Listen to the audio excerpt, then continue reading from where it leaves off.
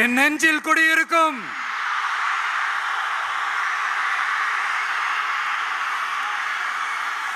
புதுச்சேரி மக்கள் உங்கள் அனைவருக்கும் என்னுடைய வணக்கம். வணக்கம் வணக்கம். எல்லாரும் எப்படி இருக்கீங்க?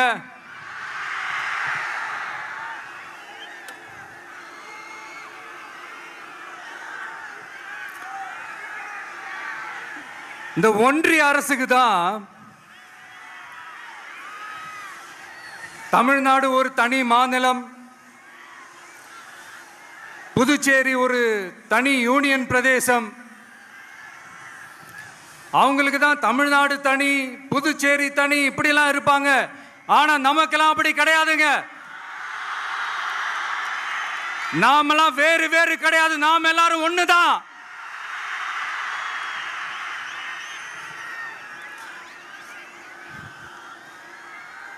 தமிழ்நாடும் புதுச்சேரியும் தனித்தனியாக இருந்தாலும் நாம் எல்லாரும் ஒண்ணுதான். நாம் எல்லாரும் சொந்தம் தான்.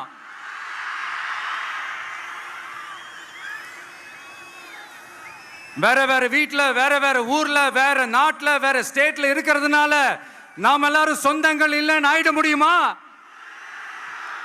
அது எப்படி முடியும்? இப்ப பாத்தீங்களா, ஒருத்தருக்கு ஒருத்தர் பார்த்துக்கும் போது அந்த பாச உணர்வு, அதுதாங்க. அது மட்டும்தான். அது இருந்துட்டாலே போதும், வேற எதுவுமே தேவையில்லை.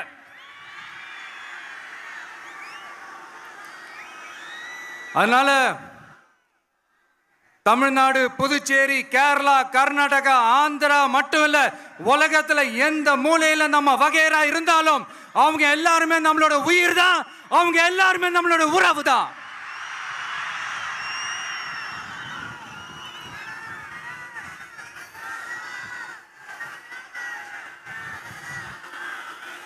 புதுச்சேரினாலே உடனே ஞாபகத்துக்கு வர்றது மணக்குள விநாயகர், அரவிந்தர் ஆசிரமம், வில்லியனூர் மாதான் சொல்லி இவங்க எல்லாரும் ஞாபகத்தில் வருவாங்க. அது மட்டும் இல்ல, மகாகவி பாரதியார் அவர்கள் இருந்த மண், பாவேந்தர் பாரதிதாசன் அவர்கள் பிறந்த மண். அது மாதிரி இன்னும் சிறப்புகளை அடுக்கிக்கிட்டே போலாம். ஆனா அரசியல்னு வந்துட்டா ஒரு முக்கியமான விஷயத்தை பத்தி நம்ம சொல்லி ஆகணும். 1977 புரட்சி தலைவர் எம்ஜிஆர் அவர்கள் தமிழ்நாட்டில் ஆட்சி அமைச்சாங்க. ஆனா அதுக்கு முன்னாடியே 1974லயே இங்க புதுச்சேரியில அவங்களோட ஆட்சி அமைஞ்சது. அதனாலதான் அப்பவே சொன்னாங்க, நமக்காக வந்தவர் எம்ஜிஆர், அவரை தமிழ்நாட்டில் மிஸ் பண்ணிடாதீங்கன்னு நமக்கு அலர்ட் பண்ணதே புதுச்சேரி தான். அப்படிப்பட்ட புதுச்சேரியை நம்மளால மறக்க முடியுமா? அது மட்டும் இல்ல, இங்க இருக்கிற மக்கள் தமிழ்நாடு மாதிரியே புதுச்சேரி மக்களும் என்ன கிட்டத்தட்ட ஒரு 30 வருஷமா என்ன தாங்கி பிடிச்சுக்கிட்டு இருக்கிறீங்க.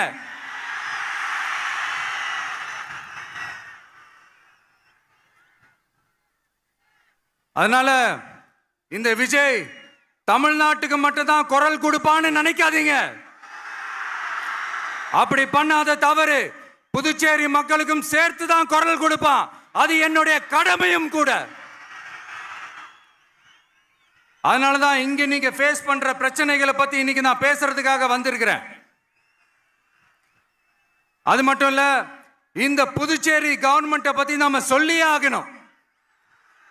இது டெஃபினட்டா தமிழ்நாட்டில் இருக்கிற மாதிரி நம்ம திமுக கவர்மெண்ட் மாதிரி கிடையவே கிடையாது.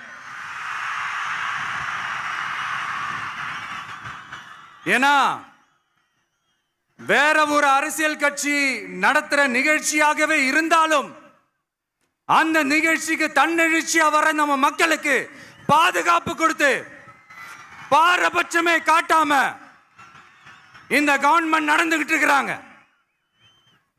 அப்படிப்பட்ட இந்த புதுச்சேரி கவர்மெண்ட்டுக்கும் நம்ம புதுச்சேரி சிஎம் சார் அவர்களுக்கும் இந்த நேரத்தில் என்னுடைய மனப்பூர்வமான நன்றிகளை தெரிவிச்சுக்கிறேன். இத பார்த்தாவது தமிழ்நாட்டில் இருக்கிற அந்த திமுக கவர்மெண்ட் கத்துக்கிட்டா நல்லா இருக்கும்.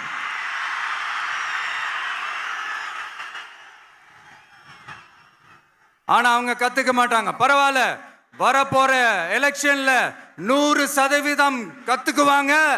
அத நம்ம மக்கள் பார்த்துக்குவாங்க.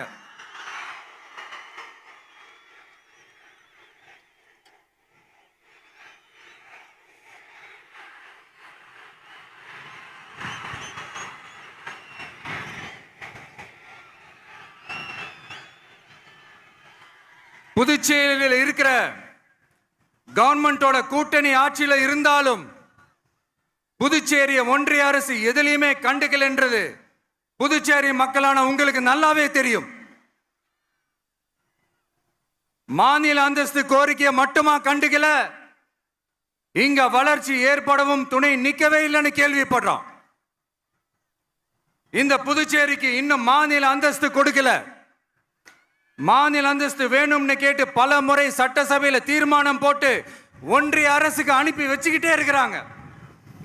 இந்த வருஷம் கூட மார்ச் மாசம் 27ஆம் தேதி 2025 அன்னைக்கு ஒரு தீர்மானம் போட்டாங்க. அது மாநில அந்தஸ்து வேணும்னு கேட்டு ஒன்றிய அரசுக்கு அனுப்புற 16வது தீர்மானம். புதுச்சேரி காரைக்கால் பகுதிகளில் மூடப்பட்ட 5 மில்கள், பல்வேறு தொழிற்சாலைகளை மீண்டும் திறக்கிறதுக்கு இதுவரைக்கும் ஒரு துரும்ப கூட கிள்ளி போடல. பல்லாயிரக்கணக்கான இளைஞர்களோட வேலை வாய்ப்புக்காக எதையுமே செய்யல. இங்க ஒரு ஐடி கம்பெனி உருவாகணும்ன்றது எண்ணமே இல்லை. அதை பத்தி யார் பேசினாலும் அது அவங்க காதல விழவே விழல.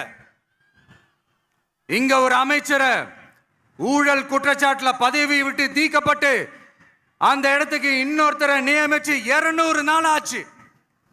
இன்னும் அவருக்கு ஒரு இலாக்காவே தரல. இந்த செயல் சிறுபான்மை மக்களை அவமானப்படுத்துறதுன்னு அந்த மக்களே சொல்றாங்க. புதுச்சேரியோட முக்கிய அங்கமாக இருக்கிற காரைக்கால், மாகே, ஏனாம் பகுதிகளில் எல்லாம் முன்னேற்றமே இல்லைன்னு அந்த பகுதி மக்கள் சொல்லிக்கிட்டே இருக்கிறாங்க. குறிப்பா காவிரியோட கடைமடை பகுதியான காரைக்காலை மொத்தமா கைவிட்ட மாதிரி தான் இருக்குது. இது எல்லாமே முன்னேற்றம் அடையணும். டூரிஸ்ட் பிளேஸ் ஆன புதுச்சேரியில போதுமான அளவு பார்க்கிங் வசதி இல்ல, போதுமான அளவு கழிப்பறை வசதி இல்ல. இதெல்லாமே மேம்படுத்தணும். புதுச்சேரி கடலூர் மார்க்கமான ரயில் திட்டம் வேணும்ங்கிறது நீண்ட கால கோரிக்கை. புதுச்சேரி மக்களுக்கு ஒன்னே ஒண்ணுதான் சொல்லணும், இந்த திமுகவை நம்பாதீங்க. அவங்களுக்கு உங்களை நம்ப வச்சு ஏமாத்துறது தான் அவங்க வேலையே. நான் சொன்ன பல கோரிக்கைகளை எல்லாம் தீர்த்து வைக்கிறதுக்கு நம்ம புதுச்சேரி கவர்மெண்ட்டுக்கும் அதோட மக்கள் திட்டங்களுக்கும் ரொம்ப அக்கறையா உண்மையா துணை நிற்கணும். தமிழ்நாட்டை ஒதுக்குற மாதிரி புதுச்சேரியும் ஒதுக்க கூடாதுன்னு நாங்க கேட்டுக்கிறோம். கிட்டத்தட்ட 20 லட்சம் பேர் வாழ்ற யூனியன் பிரதேசமான புதுச்சேரி மத்திய நிதி குழுவில் இடம்பெறவில்லை. அதனால் மாநிலங்களுக்கான நிதி பகிர்தல் அடிப்படையிலும் யூனியன் பிரதேசங்களுக்கான நிதி பகிர்தல் அடிப்படையிலும் புதுச்சேரிக்கு நிதி ஒதுக்கப்படுவதில்லை. அதனால ஒவ்வொரு ஆண்டும் புதுச்சேரிக்கு தோராயமாகவே மத்திய அரசு நிதியை விடுவிக்கிறது. அந்த நிதியும் அரசு ஊழியர்களின் சம்பளம், ஓய்வூதிய தொகை உள்ளிட்ட திட்ட செலவுகளுக்கே சென்று விடுவதால் மீத தேவைக்கு வெளிச்சந்தையிலும் கடன் பத்திரங்களை கடன் வாங்குகிறது புதுச்சேரி. இந்த நிலைமை மாறணும்னா ஒரே வழி, மாநில அந்தஸ்து நம்ம புதுச்சேரி மக்களோட பல்லாண்டு கால கோரிக்கை. புதுச்சேரிக்கு போதுமான நிதி வரத்து இல்லாததுனால வெளியே கடன் வாங்க வேண்டியதா இருக்கு. புதுச்சேரியோட கடனை குறைச்சு தற்சார்பு பொருளாதாரத்தை வளர்த்தெடுக்க திட்டங்கள் வகுக்கப்பட வேண்டும். மாநில அந்தஸ்து வாங்கினா மட்டும் போதாது இல்லையா, தொழில் வளர்ச்சியும் தேவையாச்சே. புதுச்சேரி தென்னிந்தியாவின் முன்னணி இண்டஸ்ட்ரியல் ஹப்பாக மாற்ற எல்லா முயற்சிகளும் எடுக்க வேண்டும். இந்திய அளவில் ரேஷன் கடைகளே இல்லாத மாநிலம் புதுச்சேரி தான். ஏழை எளிய மக்களுக்கு வாழ்வாதாரமே ரேஷன் கடைகள் தான். மற்ற மாநிலங்களில் இருக்கிற மாதிரி இங்கேயும் அரிசி, சர்க்கரை, பருப்பு, கோதுமை, எண்ணெய்னு அனைத்து பொருட்களும் வழங்கும் முறை சீராக்கப்பட வேண்டும். கடைசியா மீன் பிடிக்க செல்லும் காரைக்கால் மீனவர்களை அடிக்கடி கைது செய்யும் இலங்கை கடற்படை அவர்களின் படகுகளையும் பறிமுதல் செய்து விடுகிறது. அதனால் நீண்ட போராட்டங்களுக்கு பிறகு அவர்கள் விடுவிக்கப்பட்டாலும் படகுகள் கிடைக்காததால் படு மோசமான நிலைக்கு தள்ளப்படுகின்றனர். இந்த நிலை மாற வேண்டும். நான் மறுபடியும் சொல்றேன், இந்த விஜய் புதுச்சேரி மக்களுக்காகவும் எப்பவும் துணை நிற்பான். வரப்போற புதுச்சேரி தேர்தல் களத்துல நம்மளுடைய தமிழக வெற்றி கழகத்தின் கொடி பட்டொளி வீசி பறக்கும். கான்பிடென்டா இருங்க, நல்லதே நடக்கும். வெற்றி நிச்சயம். மீண்டும் சந்திக்கும் வரை நன்றி, வணக்கம். மக்கள்